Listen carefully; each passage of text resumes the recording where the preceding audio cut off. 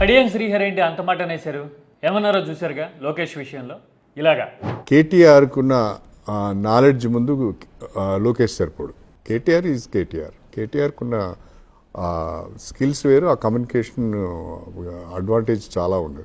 లోకేష్కు ఆ communication skills కూడా లేవు. కేటీఆర్కి లోకేష్కి అసలు పోలికలే లేవు. ఆలోచన విషయంలో కానీ, కమ్యూనికేషన్ అండ్ డెలివరీ విషయంలో కానీ, సామర్థ్యం విషయంలో కానీ కేటీఆర్ ఎంతో ముందుంటారు అని అర్థం వచ్చేలాగా కడియం శ్రీహరి మాట్లాడడం ఇప్పుడు రెండు రాష్ట్రాల్లోనూ చర్చనీయమవుతోంది కదా. కేటీఆర్ ఏమో ఓడిపోయిన పార్టీకి నాయకుడు, లోకేష్ ఏమో అధికారాన్ని చెలాయిస్తున్న నాయకుడు. పైగా కడియం శ్రీహరి ఏమి ఇప్పుడు బీఆర్ఎస్లో లేరు కదా. బీఆర్ఎస్ తరఫున గెలిచినా కానీ ఆయన ఇప్పుడు కాంగ్రెస్లో రేవంత్తో పాటు ఉన్నారు. అంటే రేవంత్ అంటే టీడీపీకి సన్నిహితంగా ఉండే నాయకుడు. అయినా సరే కడియం శ్రీహరి ఏమాత్రం జంకు లేకుండా ఇలా మాట్లాడడం చాలా ఆశ్చర్యాన్ని కలిగిస్తూ ఉంది, ఆలోచనలు రేకెత్తిస్తూ ఉంది కదా. కడియం శ్రీహరి అంటే సుదీర్ఘకాలం టీడీపీలో ఉన్న నాయకుడు కదా. నాయకత్వాన్ని దగ్గరగా చూసుంటారు. లోకేష్ రాజకీయాల్లో వేసిన అడుగుల్ని కూడా ఆయన దగ్గరగా చూసుంటారు.